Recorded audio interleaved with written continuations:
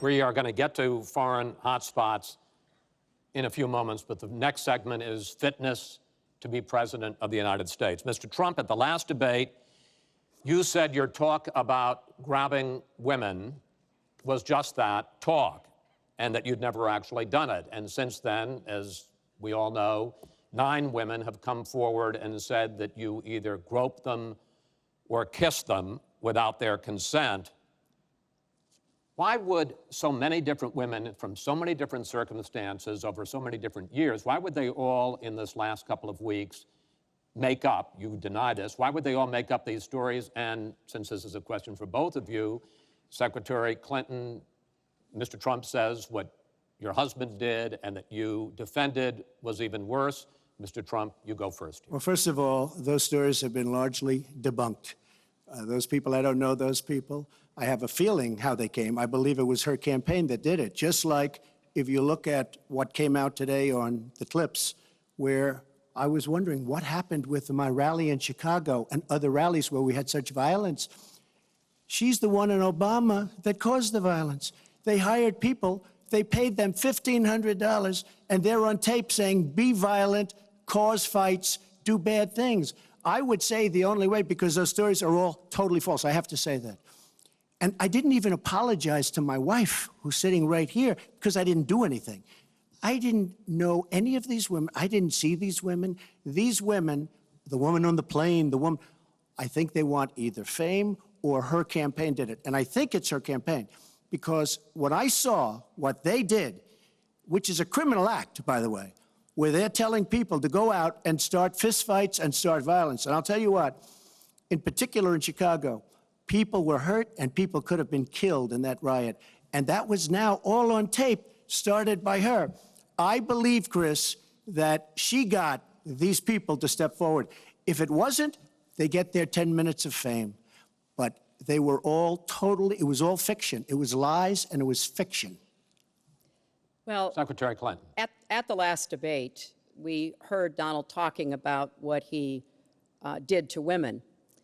And after that, a number of women have come forward saying that's exactly what he did to them. Now, what was his response? Well, he held a number of big rallies where he said that he could not possibly have done those things to those women because they were not attractive enough for them to be assaulted. I did not say that. In fact, he went on to say... Her 2 minutes, sir, her 2 minutes. But did not say that. It's her 2 minutes.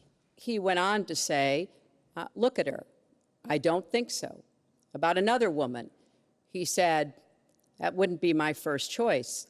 He attacked the woman reporter writing the story, called her disgusting, as he has called a number of women during this campaign. You know, Donald thinks belittling women makes him bigger. He goes after their dignity, their self-worth, and I don't think there is a woman anywhere who doesn't know what that feels like. So we now know what Donald thinks and what he says and how he acts toward women. That's who Donald is.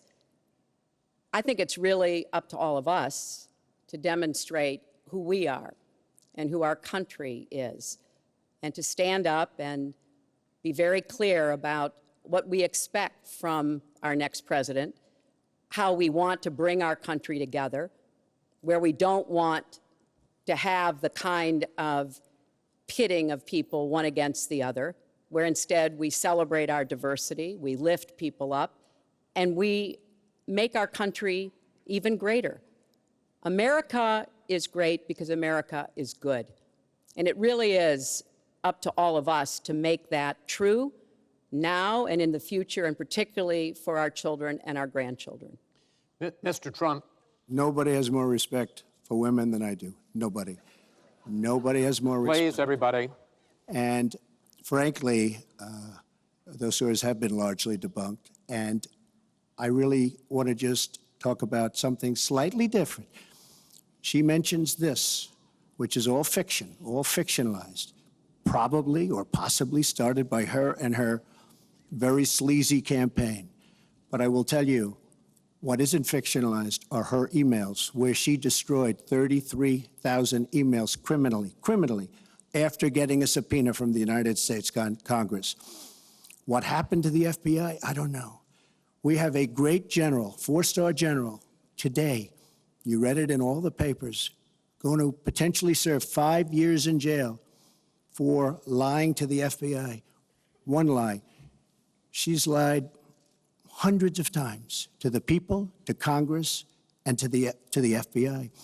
He's going to probably go to jail. This is a four-star general. And she gets away with it, and she can run for the presidency of the United States. That's really what you should be talking about, not fiction, where somebody wants fame or where they come out of her crooked campaign. Secretary Clinton. Well, every time Donald is pushed on something which is obviously uncomfortable, like what these women are saying, he immediately goes to denying responsibility. And it's not just about women. He never apologizes or says he's sorry for anything. So we know what he has said and what he's done to women. But he also went after a disabled reporter, mocked and mimicked him on national television. He went after Mr. and Mrs. Khan, the parents of a young man who died serving our country, a Gold Star family because of their religion. He went after John McCain, a prisoner of war, said he prefers people who aren't captured. He went after a federal judge, born in Indiana, but who Donald said couldn't be trusted to try the fraud and racketeering case against Trump University because his parents were Mexican. So it's not one thing. This is a pattern of divisiveness, of a very dark and in many ways dangerous vision of our country, where he incites violence, where he applauds people who are pushing and pulling and punching at his rallies. That is not who America is. And I hope that as we move in the last weeks of this campaign, more and more people will understand what's at stake in this election. It really does come down to what kind of country we are going to have. So sad when she talks about violence at my rallies, and she caused the violence. It's on tape.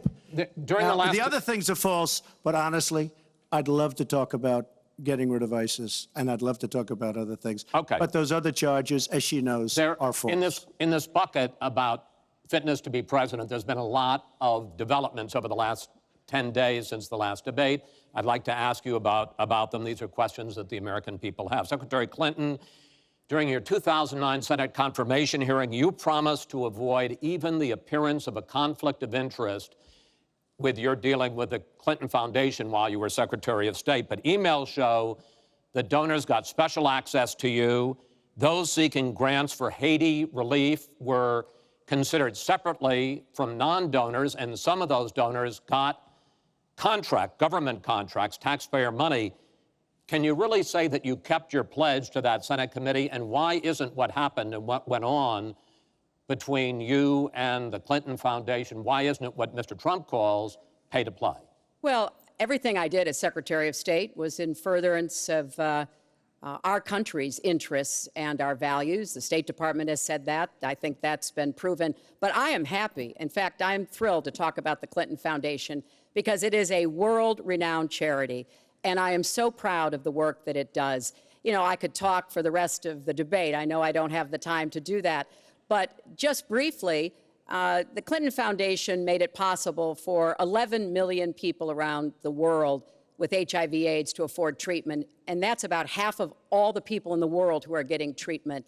In partnership with the American Health Association, we have environments environments in schools healthier for kids, Secretary including Clinton, healthier respectfully, this is an open discussion. Well, it is an open discussion. I understand, and the specific question went to pay for play. Do you want to talk about that? But there is no evidence, but there is a lot of evidence about the very good work and it's a criminal enterprise, and so many people know it. It's a criminal enterprise.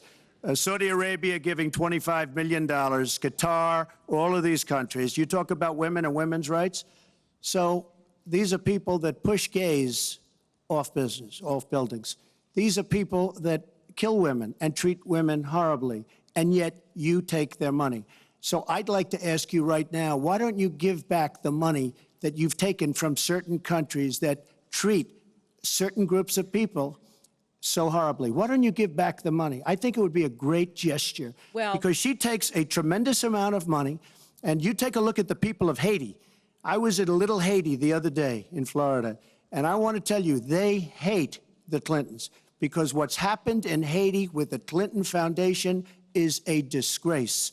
And you know it, and they know it, and everybody knows Secretary it. Well, Clinton. very quickly, we at the Clinton Foundation spend 90% of all the money that is donated on behalf of programs of people around the world and in our own country.